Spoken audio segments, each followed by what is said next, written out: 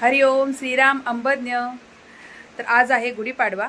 तो गुढीपाडव्याच्या तुम्हा सर्वांना खूप मनापासून हार्दिक शुभेच्छा। तुमच्या आयुष्यात सुख समृद्धी आरोग्य आणि खूप खूप आनंद येवो हीच ईश्वरचरणी प्रार्थना।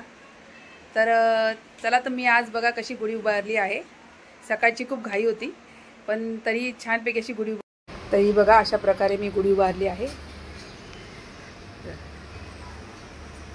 किती छान प्रकारे गुढी उभारली आहे। सकाळची खूप घाई होती तरी पण आता गोडाचा नैवेद्य करत आहे मी।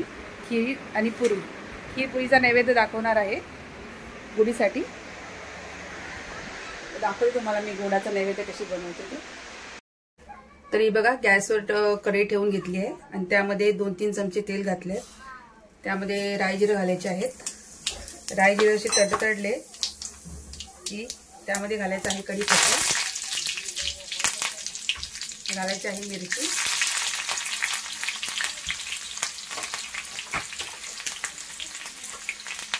मिरची थोडी अशी लालसर झाली की त्यामध्ये घालायचा आहे कांदा। एक मोठ्या आकाराचा कांदा मी असा बारीक चिरून घेतलाय।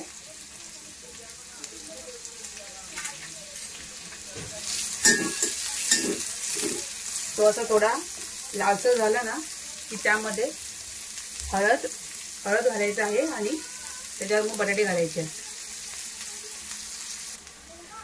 हा बघा, हा कांदा असा लालसर झाला ना की यामध्ये थोडी हळद घालायची आहे।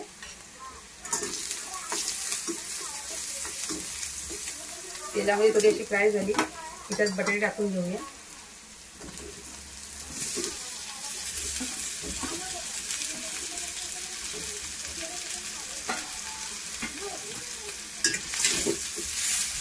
असं हलवून घ्यायचंय।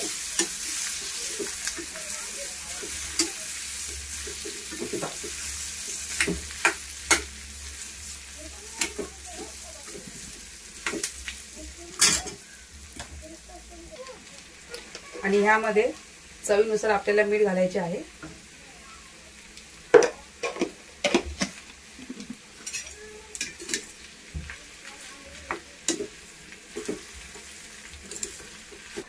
वरून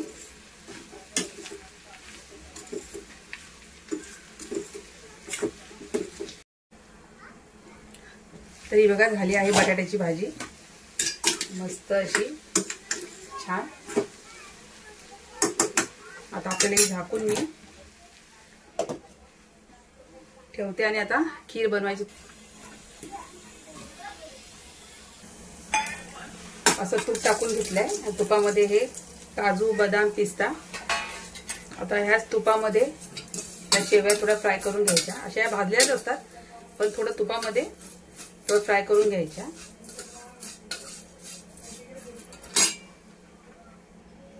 आणि हे फ्राय झालं ना की त्यामध्ये दूध टाकून घ्यायचं।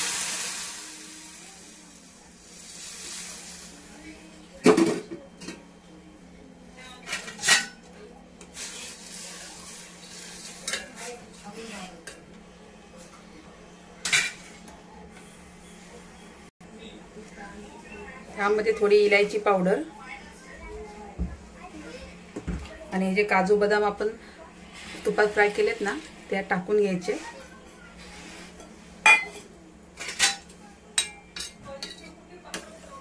आणि ह्याला उकळी आली की 4-5 चमचे साखर घालायची आहे।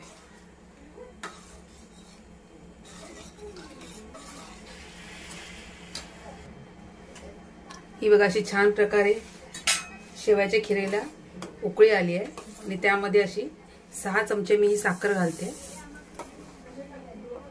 तुमच्या चवीनुसार तुम्ही घाला, तुम्हाला किती गोड लागेल असं।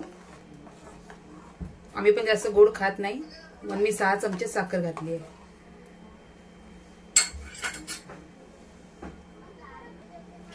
आता ही बघा ही खीर आता तयार झालेली आहे।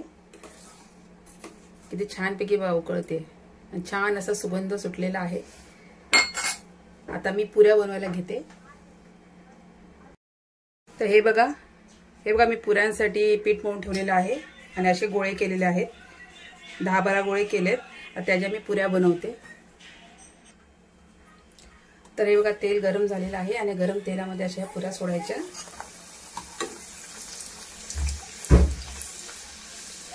ही पुरी सोडली आहे मी. छान टम्म अशी फुललेली आहे.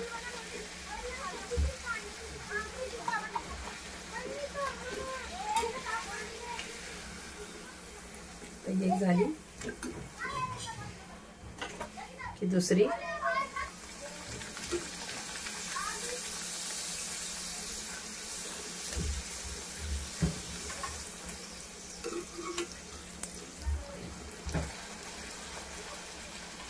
अशा प्रकारे 15-20 पुऱ्या करून घेते आणि मग मस्तपैकी छान असं नैवेद्याचं ताट करून गुढीला मी ठेवणार आहे.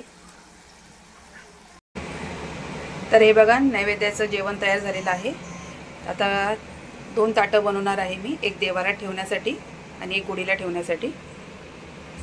काही शेवयाची खीर, पुऱ्या, बटाट्याची भाजी आणि श्रीखंड. चला तर मी ताट ठेवते.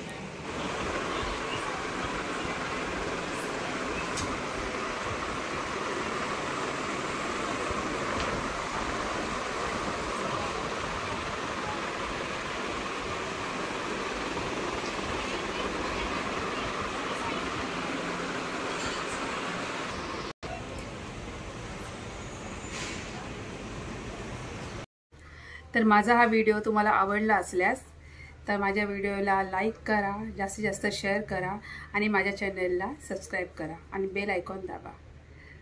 चला तर बाय.